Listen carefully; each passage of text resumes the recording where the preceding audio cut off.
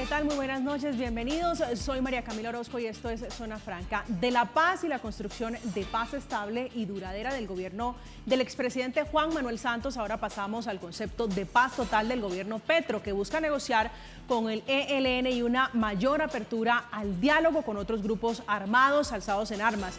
Pero ¿cómo será la paz total? ¿Cuáles son las reglas? ¿Qué sabemos hoy, entre otras cosas, del Ministerio del Interior, Alfonso Prada, y el ministro Alfonso Prada, que radicó el proyecto, donde se planteó de la mano del Ministerio de Defensa, Iván Velázquez, y los senadores Roy Barreras e Iván Cepeda, detalles de filigrana de la paz total? Poco a poco vamos sabiendo cositas de lo que se pretende con este concepto. Por ejemplo, establecer la paz como una política de Estado, abrir la puerta para adelantar acuerdos parciales con grupos armados ilegales, crear un gabinete para la paz, el establecimiento de un servicio social para la paz y el chicharrón, por supuesto, de lo que serían unas nuevas zonas de concentración que aún no se entiende cómo se manejarían. ¿Cuáles son las primeras pistas de la paz total de Gustavo Petro? Aquí comienza Zona Franca. Bienvenidos.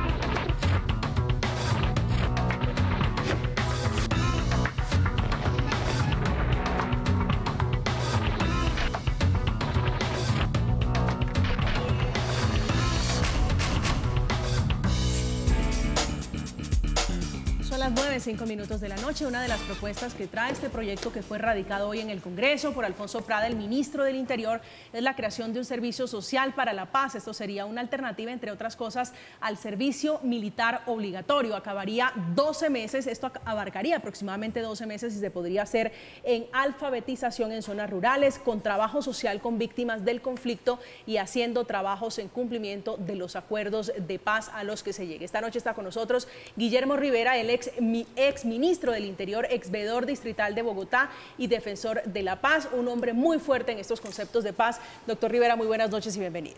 Buenas noches, María Camila. Un gusto saludarla y, por supuesto, a los televidentes. Gracias, señor. César Andrés Restrepo es profesional en Gobierno y Relaciones Internacionales, máster en Estudios Estratégicos y Seguridad Internacional, exdirector de Estudios Estratégicos y director de Seguridad Urbana. Doctor Restrepo, buenas noches, bienvenido. Buenas noches, María Camila, y saludo a mis compañeros. Gracias. Esta noche también está con nosotros Gustavo Niño, director de Gestión Pública y Seguridad Ciudadana del Centro de Pensamientos Futuros Urbanos, ex viceministro de Defensa del gobierno saliente, que es el gobierno del presidente Iván Duque. Bienvenido, buenas noches. Buenas noches, María Camila, un saludo a todos.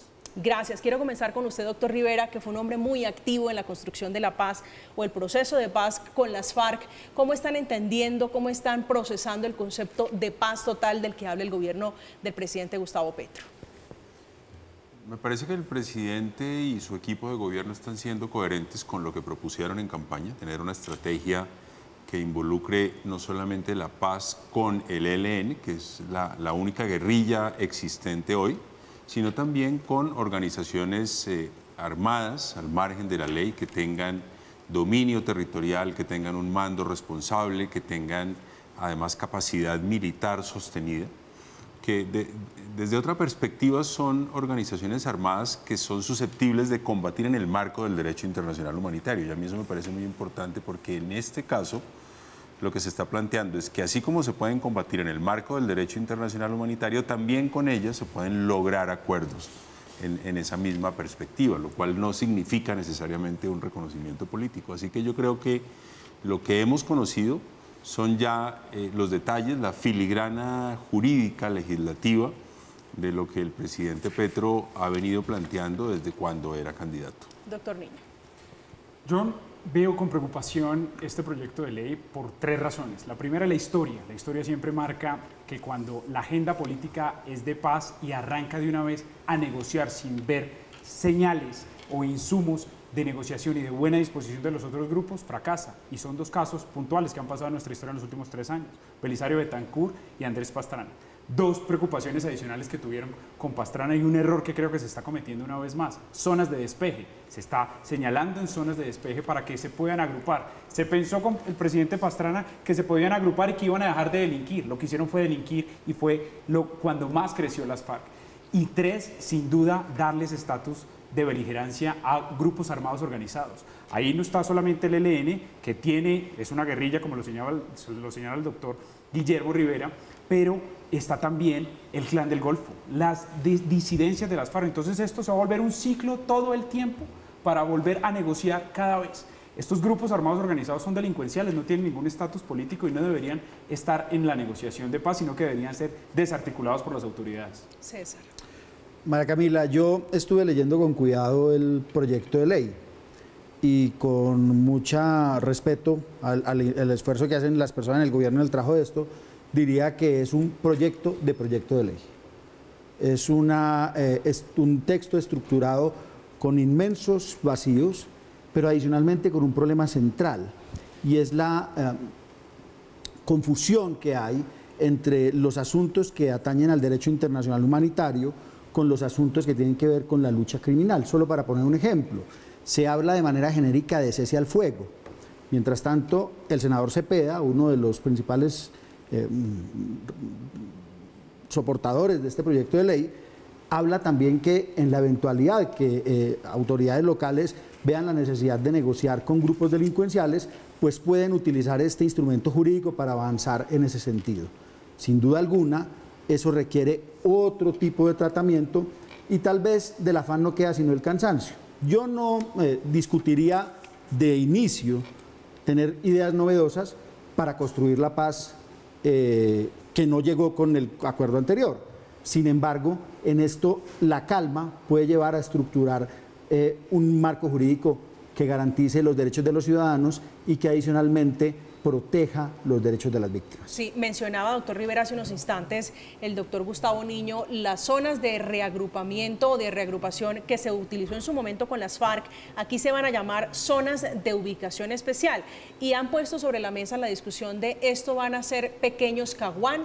¿Cómo se imagina usted, que ha participado en la construcción de los procesos de paz, o por lo menos en el de las FARC, que podría funcionar esto? ¿A qué se pueden estar refiriendo con zonas de ubicación especial? No, a mí me parece que hay un error y no coincido, por supuesto, con el doctor Niño en su apreciación.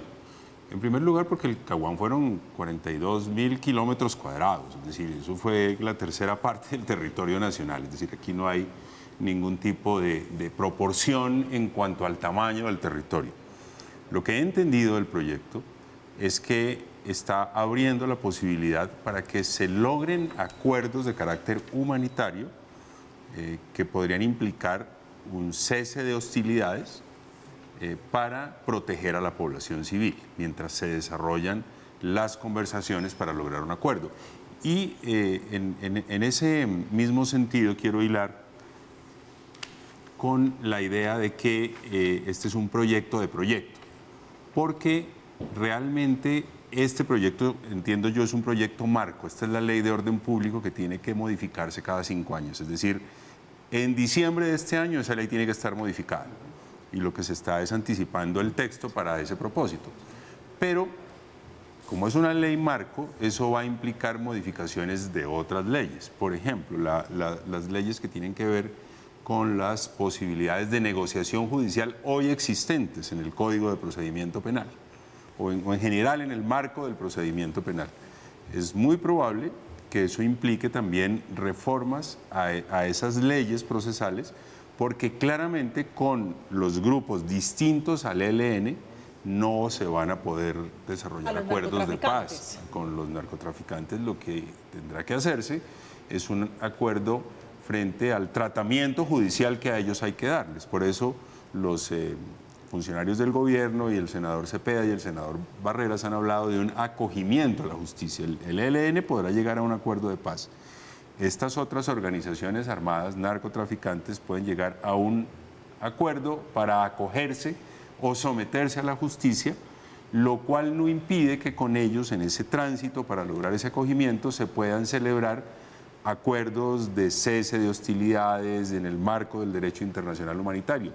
El doctor Niño hacía un repaso histórico, yo también aprovecho para hacerlo, con los paramilitares que no eran delincuentes políticos, nunca lo fueron, porque su propósito no era derrocar el régimen constitucional, también se lograron acuerdos. La Ley de Justicia y Paz fue el resultado de un acuerdo con ellos para facilitar su desmovilización. Yo le hago una pregunta al doctor Rivera y es, la modificación de la Ley 418 digamos que es el objetivo del artículo 8 y el parágrafo 1, dice que puede haber una representación. Yo no me imagino al Clan del Golfo con una representación. Pero eso no significa representación política. Claro que sí. No, ahí dice no. que es una representación para la negociación. Pero no política, no dice política pero para la negociación. Pero es que con los paramilitares existieron voceros que negociaron con Luis Carlos Restrepo. Es decir, no entiendo por qué se sorprenden de un asunto sobre el cual hay antecedentes. Y nunca hubo reconocimiento político. De hecho, en la Ley de Justicia y Paz se incluyó un artículo que les permitía a los paramilitares un reconocimiento como sediciosos y la Corte Constitucional lo declaró inexequible, pero el resto de la ley fue declarada exequible. O sea que este proyecto de ley no le va a dar estatus político ni a las GAOR, ni al Clan del Golfo, ni posiblemente que puede volverse un grupo armado organizado al Tren de Aragua ahora que tiene presencia en Colombia. Yo no soy el autor de la ley, no hago parte del gobierno, no puedo responder por el gobierno, pero mi entendimiento de ese texto es que no significa un reconocimiento político. Eso hay que garantizarlo porque genera mucha confusión que haya una representación y que con el discurso que ha hablado el canciller más lo que ha dicho el presidente no es claro que no vayan a tener representación política. Lo que yo critico mucho en este proyecto de ley es algo que evitó el presidente Juan Manuel Santos siempre, y es entrar a entregarles a los grupos armados organizados de una vez una modificación de una ley que les da, digamos, una señal muy grande sin ver nada a favor. ¿Qué es lo que sucedió con el presidente Santos históricamente? Y usted lo vivió como ministro, y estuvo fortaleciendo el Ministerio de Defensa, estuvo en diálogos secretos, alcanzó a ordenar el asesinato de Alfonso Cano y después se sentaron a negociar. Y en medio de la negociación con las FARC quiso activar otra vez el fuego y bombardeó el ejército a 27 guerrilleros. Esto es entregarles completamente. Le está entregando toda la estrategia de paz. Creo que va por el mismo camino del presidente Pastrana. Y ahora con esta idea de despeje, no es el Caguán, estoy de acuerdo, pero propone varias zonas de despeje. ¿Dónde van a estar? ¿Dónde están más los homicidios, que están catalogados? ¿Dónde están más los cultivos de coca, que son Nariño, Cauca, Bajo Cauca Antioqueño y Arauca y norte de Santander? Es riesgoso entregarle a grupos armados organizados y al ELN territorios. No, pero es que la ley no está hablando de entregarles territorios, la ley está hablando de la posibilidad de un cese de hostilidades cuando se están adelantando diálogos para proteger a la población civil. Lo que existió en el Caguán, doctor Niño, es que no estaba presente ni el ejército ni la policía en 42.000 kilómetros cuadrados del territorio nacional. Eso no dice el proyecto de ley. Es decir, no hay un retiro de la fuerza pública ni de la autoridad. Es decir, en estas zonas de ubicación especial va a haber presencia de la fuerza pública. Por supuesto, claro, lo que no habrán son hostilidades, lo cual no significa... Claro, lo cual no, por eso no hay hostilidades, no hay operaciones, lo cual no significa que se retire la fuerza pública como se retiró en el Caguán. Es que en el Caguán la autoridad la ejercía las FARC. En este caso, la autoridad la va a seguir ejerciendo la autoridad civil.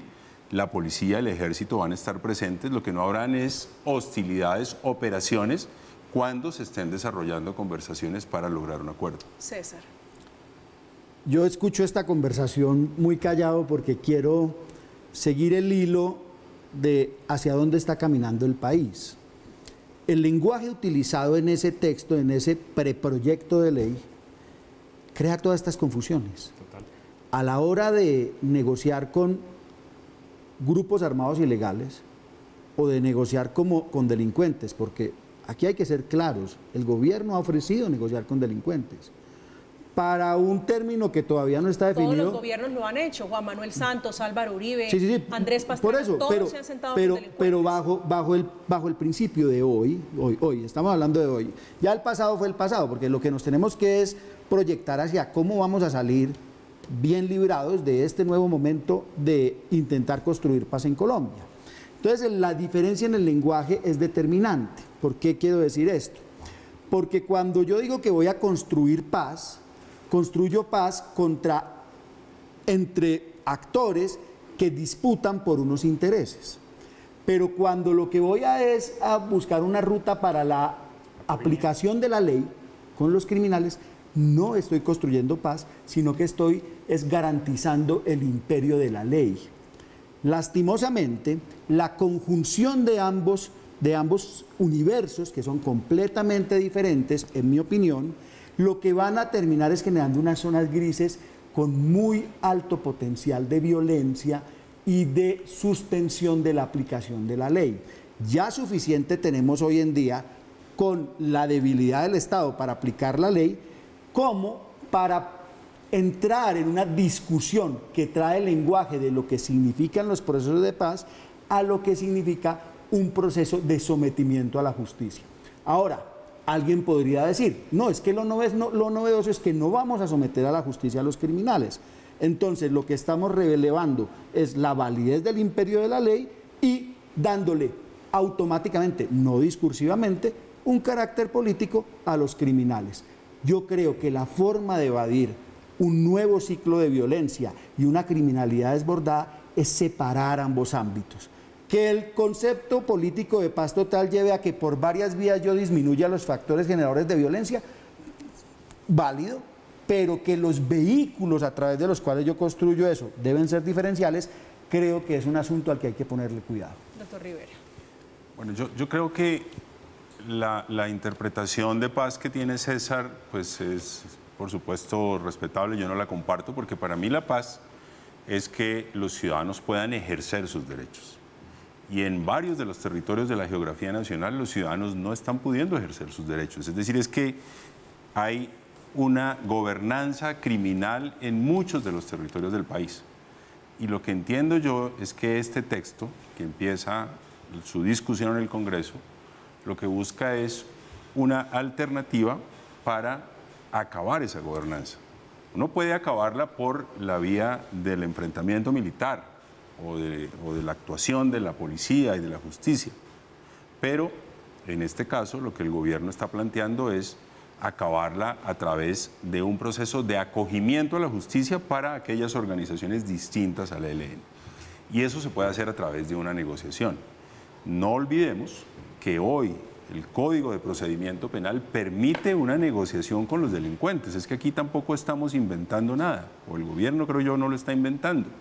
Hoy un fiscal puede llegar a un acuerdo con un criminal individualmente considerado o también con una organización criminal. Aquí lo que se está es fortaleciendo esa alternativa de la negociación para lograr desarticular estas organizaciones armadas al margen de la ley. Es que el proyecto no está buscando, así lo entiendo yo, entregarle un territorio para que ellos sigan delinquiendo o delincan aún más, que son, entre otras cosas, territorios sobre los cuales ellos tienen hoy dominio. Allá mandan digamos, ellos, por ejemplo, lo que están buscando es acabar con ese dominio por la vía de una negociación. Fíjese usted que conoce muy bien el proceso de paz con las FARC, lo estudió, participó, hizo parte del gobierno. Algunos consideran eso, digo, no lo quiero poner en boca mía porque no es una tesis mía, haciendo esto al revés. Con las FARC, en el punto 3, cuando se llegó al punto 3, que es el cese al fuego bilateral y definitivo, fue cuando se reagrupó las FARC, cuando se habló de los famosos ETCR. Aquí hacerlo al revés puede tener algunas consecuencias. Digo, el gobierno se está entregando a una negociación sin condiciones, haciendo al revés. ¿Usted no le da esa misma lectura? No, yo, por supuesto que son dos experiencias distintas. Uno no puede decir que este es un esquema idéntico al que se desarrolló con las FARC. Ese que se desarrolló con las FARC fue exitoso, pero estamos ante una realidad, digamos, de una dispersión de organizaciones armadas al margen de la ley. Las FARC tenían un dominio territorial, tenían una unidad de mando que cubría casi todo el territorio nacional. Aquí estamos hablando de unas zonas muy específicas, Nariño, Putumayo, bueno, todo el litoral pacífico, Catatumbo, el Bajo Cauca antioqueño, que es en donde hoy en día estas organizaciones están teniendo dominio territorial. Entonces, como es un fenómeno distinto, pues el enfoque que el gobierno le está dando es distinto. Ahora, cuando las FARC sí se hicieron leyes para facilitar esa negociación, antes incluso de la fase exploratoria. Sí. Nosotros en la ley de víctimas reconocimos la existencia del conflicto armado. Pero nunca se habló de despeje. No, es que tampoco se está hablando en este proyecto de despeje. Es que yo entiendo que el doctor Niño está bastante ligado históricamente con el Caguán. No, esto no tiene nada que ver con el Caguán. A mí me parece que el enfoque del Caguán fue otro, este no es. Pero esa fue una realidad distinta, la de las FARC. Ahora No, se lo pregunto porque el comisionado de paz decía en algún momento, hace pocas semanas decía, encontramos en el caso del ELN, hay unidad, no como se pensaba que era dispersa, digo, el mando del ELN, no como las FARC, más como las FARC, que eran monolíticas, obedecían orden, tenían un esquema piramidal. Por eso se lo preguntaba si no estábamos haciendo las cosas al revés. No, yo no creo que las estemos haciendo al revés, creo que las están haciendo distintas, porque es una realidad distinta. Es que por eso yo insistía, las FARC tenían presencia en casi todo el territorio nacional, pero unidad de mando. Aquí no hay una unidad de mando para todo el territorio nacional, hay unidades de mando dispersas en cada uno de estos grupos, lo cual exige, me parece a mí, un esquema distinto. Yo creo que esta estrategia hay que pulirla más, la que está planteada en ese proyecto de ley. La discusión en el Congreso y la posibilidad de que sobre este texto se den debates como este que estamos dando aquí, seguramente va a enriquecer el proyecto, pero yo creo que, digamos, hay un ensayo de una fórmula distinta para una realidad distinta a la que significaban las FARC en el año 2012 cuando empezó la negociación. Doctor Restrepo. Yo oigo en la discusión desde hace 2 días o 3 días palabras como la siguiente: cese multilateral. Adicionalmente, que las negociaciones, depende de la gravedad del contexto, se pueden realizar o en zonas rurales o en zonas urbanas. Que adicionalmente organizaciones delincuenciales, que el gobierno nacional acepte hablar con ellas para buscar una ruta de acogimiento, estarán involucradas en este marco jurídico. Y no voy a decir más, pero esas son como cosas que me muestran un escenario desordenado. Y un escenario desordenado donde en últimas quien va a salir más afectado es el mismo gobierno. Porque lo que demuestra es que estas organizaciones son ilegales, por lo tanto ellas se van adaptando al ritmo que va poniendo el gobierno en su acercamiento a la legalidad. Al haber tanta falta de claridad y mezcla de conceptos, lo que hay es zonas grises para ellos. Yo, por ejemplo, utilizo la explicación muy interesante del doctor Rivera sobre lo que significa la negociación con los delincuentes. Y usted mismo señalaba, hay un marco jurídico hoy que permite una negociación con los delincuentes. Pero ¿qué negocia la Fiscalía General de la Nación con los delincuentes? El tratamiento penal. Negocia la pena. Sí. Y negocia además su involucramiento. Acá va a ser igual, acá también van a negociar una pena. Claro, doctor Rieras, eso es lo que no está claro aquí. Ah, bueno, pues porque es que se habla, ya es materia del Código de Procedimiento Penal. Pero permíteme, yo lo escuché a usted con mucho disciplina. Sí, señor. Y en esto disciplinarse es difícil porque a uno le salen letreros. Entonces, vuelvo al punto. Cuando uno lee detalladamente lo que está redactado, claramente se deja por fuera una expresión taxativa de que lo que se negocia con los grupos ilegales, con los grupos delincuenciales, es su sometimiento. La palabra acogimiento, de hecho, tiene un truco. Yo fui a buscarla en el diccionario de la Real Academia, que creo que todos compartimos que es lo que nos guía. Acogimiento es abrazar. El significado de la palabra sometimiento es que el delincuente acepta la justicia, se pone al servicio del imperio de la ley y la sociedad. Usted, doctor Rivera, usted, María Camila y yo, aceptamos que no lo castigamos en una mayor magnitud porque va a dejar de delinquir. Eso, y no ver a la Fiscalía General de la Nación, y no ver la diferenciación entre lo que es el tratamiento de un grupo como el ELN, que para algunos no tiene un carácter político, pero pues que la nación ya más o menos acepta ese asunto, y de unos organismos y de unas organizaciones delincuenciales y criminales, que creo que para todos representan son unos individuos o unas organizaciones que atentan contra el imperio de la ley. Mientras estén juntos, lo que se va a generar es una zona gris de altísimo riesgo para la nación. Doctor Niño. Para mí, el proyecto de ley todavía sigue siendo muy confuso. Primero porque le deja al gobierno que reglamente cómo va a ser el rol de las instituciones en estas zonas que controlan los grupos armados organizados. Vamos a perder el poder de atacar y de debatir ese control. Pero la coincidencia de esas zonas que están mencionando es qué va a pasar con los cultivos de coca ahí. Es donde más cultivos de coca hay en este momento. Nariño, Putumayo, Cauca. ¿Qué pasó en el Caguán? Y vuelvo y lo señalo. ¿No le gusta la figura de comisionados regionales? Van a ser 9. Pero esos comisionados regionales, ¿qué función van a tener de control territorial? Las fuerzas militares van a perder control territorial y van a ser la cooperación internacional la que va a tener ese control territorial ahí. ¿Cómo va a ser el imperio de la ley? ¿Qué va a pasar con la ciudadanía que vive ahí? No es claro. Y lo que sí genera es unas grandes confusiones y este tipo de debates en donde no tenemos la claridad de, con los discursos que han señalado el presidente y el canciller, de qué va a suceder. Pero fíjese que de paz hemos hablado desde ¿cuánto? Desde hace mucho tiempo hemos hablado de paz. Colombia Recientemente Belisario, de Belisario para acá. Pero ¿no cree usted que hay cierta conexión entre la desconexión del gobierno central y lo que ocurre en los territorios, por la que justamente hoy el gobierno le está apostando a tener negociadores, como usted lo quiera llamar, gestores de paz, comisionados de paz, que hablen y que entiendan el mismo lenguaje que se habla en el Putumayo, el mismo lenguaje que se habla en La Guajira? Para mí el riesgo es la fuerza pública no va a poder ejercer su control territorial, lo va a tener otro. ¿Qué va a suceder ahí? Ojalá que sea con las buenas intenciones del proyecto de ley, pero posteriormente, ¿qué nos ha contado la historia? Que es lo único que nosotros podemos revisar hoy, porque el resto son buenas intenciones hacia futuro. Y la historia nos ha contado lo que usted señaló ahorita, se está negociando al revés, se está entregando antes el gobierno, antes de sentarse y revisar las buenas intenciones, y está graduando con estatus, dándole mayor estatus a grupos que están, el Clan del Golfo, ahora están en unas batallas en los territorios para poder garantizar un poco de control territorial, por eso vemos el sicariato disparado en el país.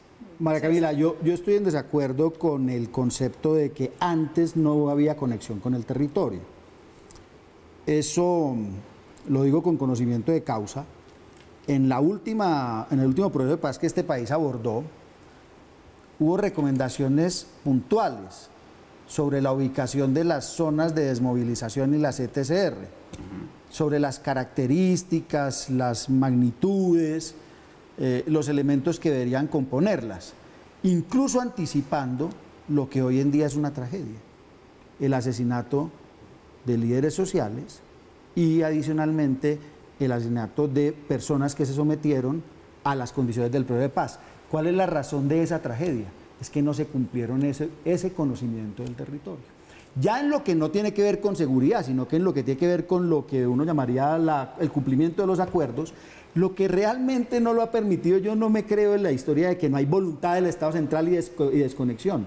Lo que hay es unos procesos administrativos y una incapacidad de integración de la fuerza del Estado para bajar en los territorios. Y eso no se soluciona con este instrumento. Eso se soluciona, yo veo ahí que hay una figura nueva del Gabinete de Paz. Eso también pasó en el gobierno del presidente Santos, lo manejaba el consejero Rafael Pardo.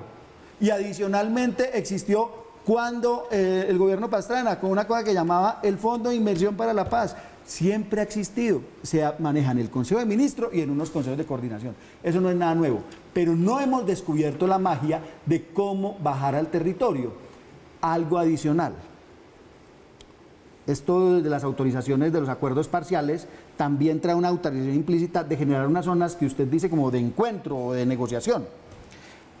Pues ahí lo que se necesita es que no haya riesgos de seguridad para quienes se encuentran, sean civiles, legales, sean los criminales o sea la fuerza pública. Eso requiere unos mecanismos que no van en un instrumento de estos, como usted lo dice, sino en el desarrollo del instrumento, como la verificación, el monitoreo, la aplicación de la ley y las garantías de la seguridad. Esas 4 cosas son conceptos muy importantes a la hora de desarrollar un asunto de estos.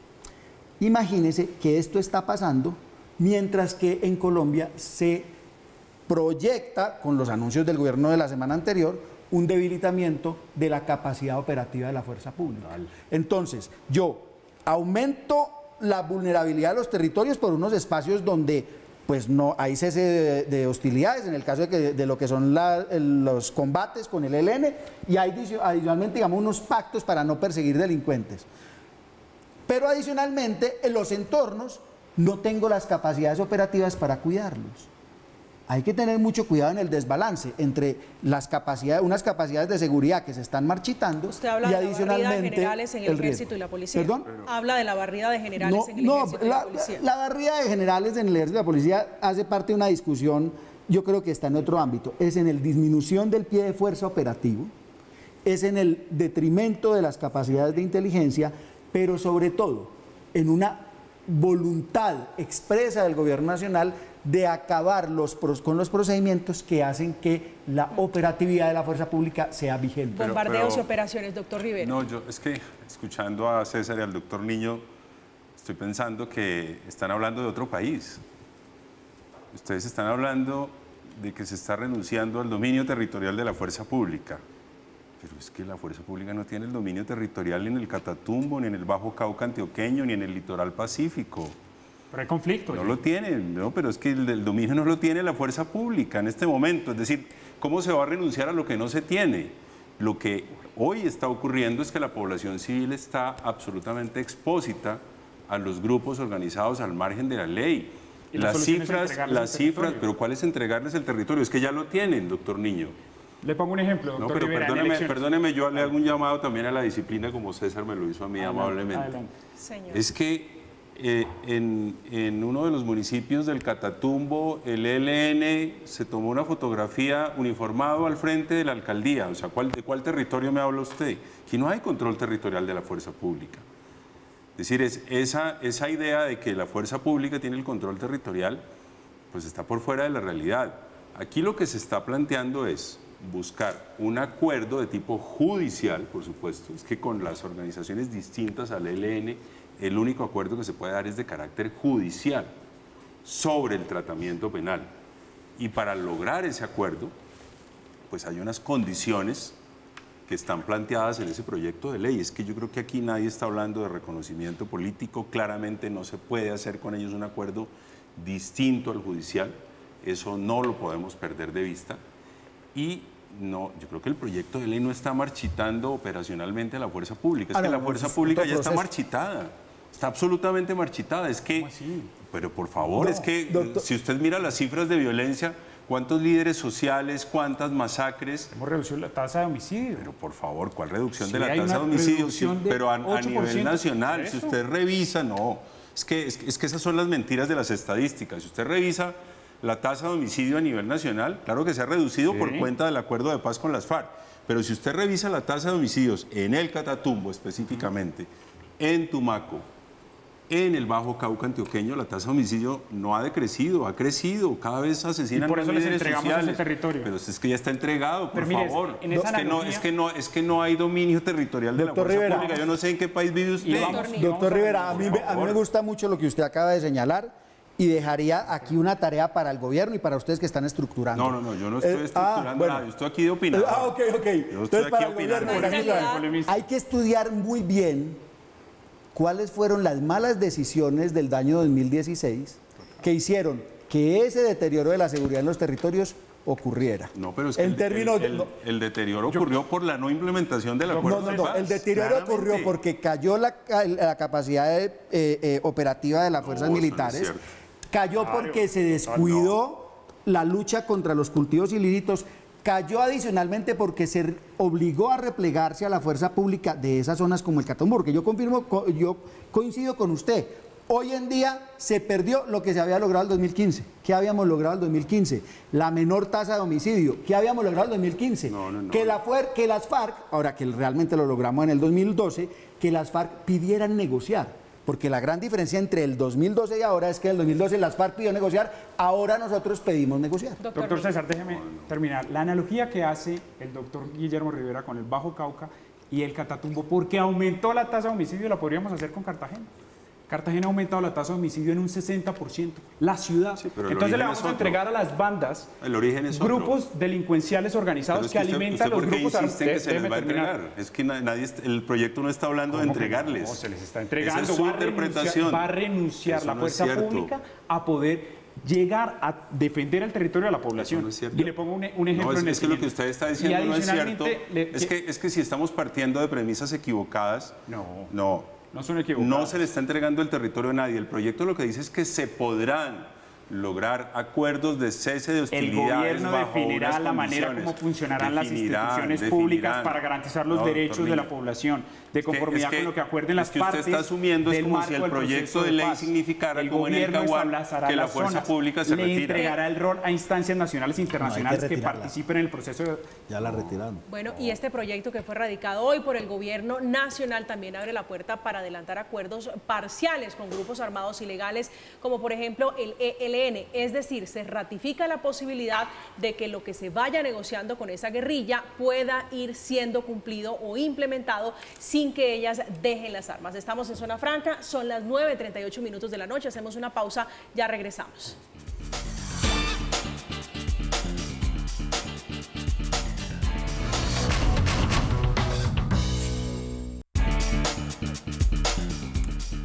Ahora son las 9:42 minutos de la noche, estamos de vuelta en Zona Franca hablando de paz total, hablando del proyecto de negociación, de conversación con los grupos ilegales. En la mesa también está la propuesta para que los alcaldes, doctor Niño, hagan parte de estas conversaciones con unas facultades especiales en los territorios. ¿Cómo le suena eso?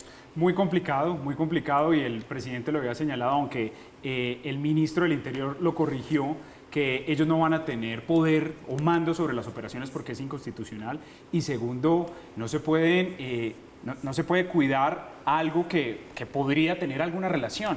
No quiero juzgar ni prejuzgar a ningún alcalde, pero estos territorios están minados por estos grupos armados ilegales y pueden generar un tema de inseguridad para los alcaldes. Adicionalmente, no es solamente un grupo armado organizado el que pueda ser parte de un territorio, son varios. ¿Sí? ¿Y cómo se va a coordinar y cómo un alcalde va a organizar todos estos intereses que tienen? Señalaba ahorita el caso de Tumaco. Tumaco tiene 13 bandas, es uno de los productores mayores de cocaína, de hoja de coca, y es uno de los mayores, de las rutas donde arranca el narcotráfico. ¿Cómo se va a organizar esto en detalle? Sé que no está en el proyecto de ley, pero creo que es uno de los errores que tiene el proyecto de ley. Y el gobierno, no pensar una política de seguridad al tiempo de una política de paz. Esto lo hemos visto que ha sido una fórmula que funciona, y que la paz vaya al lado de un fortalecimiento de las fuerzas militares, de una inteligencia militar que ayude a reducir la violencia y que sobre todo controle lo que se acuerde, es básico, y creo que el proyecto va en contravía, por eso arranca mal la negociación y no le veo un futuro próspero a esta negociación que arranca. Doctor Rivera. A mí me preocupa lo de los alcaldes porque me parece que es dejarlos expuestos a las organizaciones ilegales. En cambio, me suena más la idea de los comisionados regionales, es decir, que sean personas que dependan del gobierno nacional, que estén en permanente coordinación con el alto comisionado para la paz, porque van a estar menos expuestos. Habría que precisar muy bien cuál va a ser el rol que podrían tener los alcaldes, pero digamos que en principio me preocupa dejarlos muy expuestos, porque son ellos los que están viviendo en el territorio, son los que tienen la interacción con estas organizaciones criminales que tienen el dominio territorial de facto, y por eso insisto que me preocupa un poco esa figura. La otra, la de los comisionados, me suena más, es una figura externa. ¿Le preocupan, vamos a ponerle rostro a esto, si se pudiera decir de esa manera, las alianzas de algunos con grupos ilegales? Lo hemos visto, por ejemplo, en departamentos como Arauca. Y de los que no también me preocupa, porque... De los que no accedan a los intereses de un grupo particular. Yo lo que creo es que es muy importante que los alcaldes, o fortalecer el rol de los alcaldes para lograr un poco la protección de la sociedad civil, una mayor conexión con el gobierno nacional frente a las medidas que haya que tomar.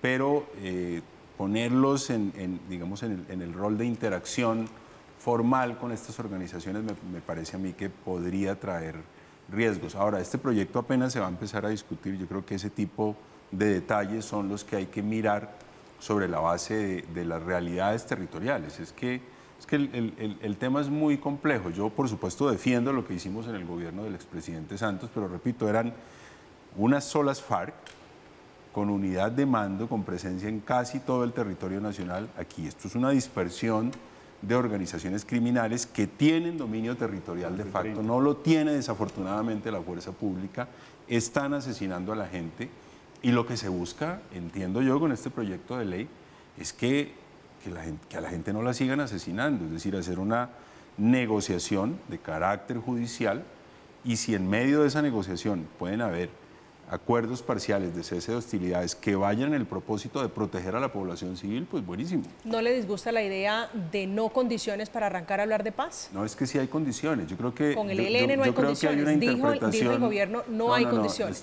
No estoy hablando del ELN, estoy hablando de las organizaciones distintas al ELN, sí. Me parece que las condiciones están en el Código de Procedimiento Penal, en la negociación judicial. Es que esta no es una negociación de tipo político. Y eso hay que tenerlo claro. El proyecto de ley lo que establece son unos canales, unos procedimientos para lograr unos acuerdos frente al tratamiento penal. César. Frente a lo de los alcaldes, a mí me llama mucho la atención que quienes hoy en día se echaron al hombro el tema de resolver estos asuntos de criminalidad y de violencia, y de lo que todavía algunos llaman conflicto en unos territorios, y que dicen es que nosotros conocemos el territorio y por eso necesitamos hacer un esquema territorial, le bajen la responsabilidad a un alcalde de 67 municipios, creo que dijo el señor presidente, cuyas capacidades administrativas son las más paupérrimas de la nación. A duras penas un alcalde de un municipio de esos tiene cómo gestionar su presupuesto, gestionar recursos con la nación, y ahora lo vamos a poner a trabajar en el término de lo siguiente, que es que le voy a decir aquí, dice que ellos podrán desarrollar acuerdos humanitarios. Un acuerdo humanitario es un asunto de una complejidad superior, tiene que ver con el derecho internacional humanitario, y cuando se involucran criminales, pues yo no tengo que hablar de derecho internacional humanitario, estoy hablando de otro ámbito. Entonces yo me imagino a un alcalde como el del Tarra haciendo una diferenciación entre el derecho internacional humanitario, la aplicación de la ley o la aplicación de los derechos humanos. Pero tendrán sus asesores. Digo, no es prematuro juzgar a un gobierno en el intento. ¿Cuánto lleva Gustavo Petro en el gobierno? No, pues lo que pasa es que lleva 3 semanas. Estamos en el experimento intentando llegar a alguna negociación de paz. Entonces vamos a estar de acuerdo al final que se adelantaron demasiado a presentarle esto al país. Porque como apenas están empezando, apenas están reconociendo la realidad de los territorios, apenas están comprendiendo todas diferencias que hay, no era el momento de sacar este proyecto de ley. En eso podemos estar de acuerdo totalmente. Es más, a mí me parece absolutamente prematuro. Me parece absolutamente prematuro. Porque en 3 semanas estoy seguro que el Ministerio de Defensa no tiene una evaluación del estado de las capacidades de seguridad para poderle decir al gobierno, mire, yo puedo prestarle la protección en tales territorios y tales los perdieron y entonces miremos a ver qué hacemos. En 3 semanas no lo han hecho. Entonces esto es absolutamente prematuro. Es más, si el gobierno fuera responsable, recogía esto y se sentaba y pensaba con más calma por una razón. Porque esto puede ser el lastre que acabe con la obra de gobierno. Por una simple y llana razón. A través de lo que se ve acá, por ejemplo, el alcalde debe llegar a acuerdos humanitarios vinculantes que deben ser cumplidos de buena fe. La palabra buena fe está ahí, doctor Rivera. ¿Usted se imagina que uno aborde la disminución de la violencia o la solución de un conflicto basado estrictamente en la buena fe? Eso no se lo cree nadie. Esto lo que necesita es verificaciones, monitoreos. Adicionalmente, estos acuerdos de los alcaldes, María Camila... No, yo le estoy leyendo. No, yo le estoy leyendo las notas, lo tomé textual. Dice buena fe. Dice adicionalmente que estos acuerdos humanitarios buscan ambientar ceses multilaterales al fuego. Un cese multilateral, ¿qué significa? Significa que si hay en una jurisdicción ELN, no va a hacer más crímenes. Los pelusos y los puntilleros, que son allá del Catatumbo, entonces ellos tampoco van a hacer. Pero la policía y las fuerzas militares tampoco van a hacer operaciones. Eso es un cese multilateral. Entonces, ¿con qué capacidad un alcalde puede abordar todos estos asuntos y adicionalmente... Pero si estamos en un cese, es decir, si los pelusos que delinquen en el Catatumbo y los señores del ELN y los de la disidencia y los del EPL, todos esos que están en el Catatumbo, que es la región que usted pone, deciden que no va a haber fuego en la conversación. No, es que eso es una expresión. Sí. Pero no es una actuación. Te voy a poner un ejemplo y saquémoslo de Colombia para no enredarnos en las otras cosas. En el sur de Sudán, cuando se hizo un proceso de paz, un proceso de negociación entre 2 facciones, se acordaron, cuando se definió un área, unas medidas de seguridad para que no hubiera eventos violentos. Un día entraron unos tipos, hicieron una masacre de mujeres. Y uno habla, no, nosotros no éramos, llegaron otros y lo hicieron. Si yo no tengo esto ordenado, por eso el concepto de buena fe es absolutamente soñador. Esto no se hace a través de la buena fe, porque además, yéndonos a la teoría explícita de las negociaciones de paz, siempre existe el concepto de spoilers. ¿Cómo nos vamos a defender de eso? Doctor Rivera, ¿cómo nos vamos a defender? No, es que me parece que están dándole una interpretación equivocada y partiendo de premisas que no son ciertas. Primero, sí hay verificación, el proyecto contempla verificación. Y está hablando incluso de la posibilidad de verificación internacional de los acuerdos parciales a los que se llegue. Segundo, pues todo acuerdo, todo pacto, pues parte del principio de la buena fe. Si alguien incumple, pues eso tiene consecuencias. Bueno, les pasó con las FARC, con Manuel Santos. La buena fe no quiere, el hecho de que se apele a la buena fe no quiere decir que el no cumplimiento de ella signifique la inexistencia de consecuencias. Claro que hay consecuencias. Y yo insisto, es que estamos partiendo de la base de que estuviésemos entregando un territorio cuando realmente el territorio está entregado de facto. Ahora en la pausa estaba viendo las noticias, hay un enfrentamiento aval entre la fuerza pública y una banda criminal en Buenaventura, en las calles de Buenaventura. Es decir, ¿cómo vamos a decir que hay dominio territorial en Buenaventura por parte de la fuerza pública? O sea, porque hay enfrentamiento, entonces no hay dominio territorial. Pero es que están matando a la gente, doctor Niño. Eso es peligroso. Está pasando en las ciudades. Cuando el ejército... Doctor Rivera, ese ejemplo es complicado. El sicariato bueno, en Cali, me permiten hablar, me permiten terminar. No, lo que pasa es que si uno empieza con esas comparaciones, entonces pierde el foco. Entonces vamos a Bogotá, entonces vamos a Usaquén, no. Estamos hablando de los territorios en donde hay organizaciones armadas al margen de la ley, con dominio territorial, con un mando responsable y con capacidad militar sostenida como efectivamente lo hay en el litoral pacífico. Allá hace rato perdió el control la fuerza pública, doctor Niño. Aquí lo que se está buscando es una vía, no, estoy hablando del mando militar sostenido, de la capacidad militar sostenida de esas organizaciones. También hablé de los homicidios, pero ese no es el único factor. Entonces, si esa es una realidad, este proyecto de ley lo que está buscando es una alternativa de negociación judicial para que la gente pueda vivir tranquila. De eso se trata. Doctor Niño, rápidamente me tengo que ir a comerciales. No, puntualmente es que las analogías hay que hacerlas porque señala que la pérdida del control territorial, el doctor Rivera dice que se pierde el control territorial cuando hay un enfrentamiento. Pues tenemos enfrentamiento en todas las... ¿En Bogotá hay alguna organización criminal con capacidad militar sostenida? Si usted me trae el ejemplo de Bogotá, no la hay. No, pero el ejemplo de Tumaco a mí me parece... En Tumaco y en Buenaventura. El ejemplo de Tumaco me parece complicado porque por esa vía alguien podría decir, y yo creo que usted no quiere decir eso, que el ataque a Bataclan en París es una pérdida del control territorial en el centro de Francia. Pues son conceptos absolutamente nuevos. Estamos hablando, bueno, el gabinete de paz no tan nuevo, vamos a hablar de comisionados, de alcaldes involucrados en las conversaciones. Otro aspecto más del proyecto es la suspensión de órdenes de captura para los eventuales negociadores de los grupos al margen de la ley. Estamos en Zona Franca, vamos a hacer una pausa, ya volvemos.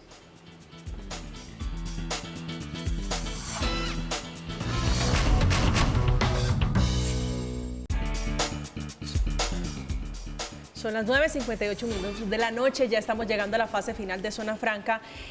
César, su reflexión final sobre este asunto, sobre el tema hoy de conversación.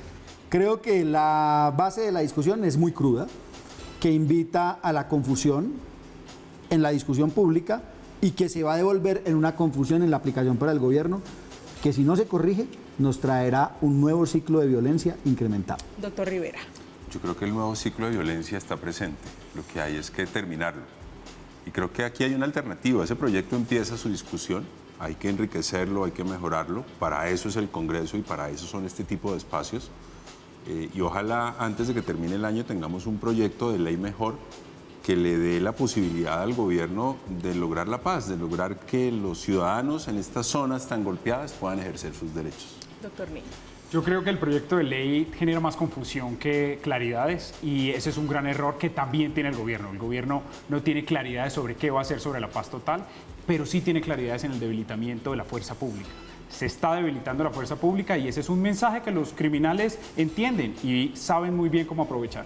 César, esta noche César Restrepo, César Andrés Restrepo, investigador de conflicto, Guillermo Rivera, ex ministro del Interior y veedor, entre otras cosas, de Bogotá. Aquí estuvo también Gustavo Niño, ex viceministro de Defensa, ¿es correcto? Sí. Doctor Niño, un gusto. Gracias por acompañarnos esta noche. Muchas Doctor gracias, Rivera, María un Camila, placer. Sí, señor. Doctor Rivera, un placer. No, con mucho gusto. César, siempre un gusto tenerlo en esta mesa. Gracias, María. Camila. A ustedes como siempre, gracias. Llegamos al final esta noche hablando de paz total, de cese el fuego multilateral. Seguiremos hablando de este asunto en la medida en que se vayan conociendo los detalles de filigrana. Llegamos al final como siempre, gracias, que descansen.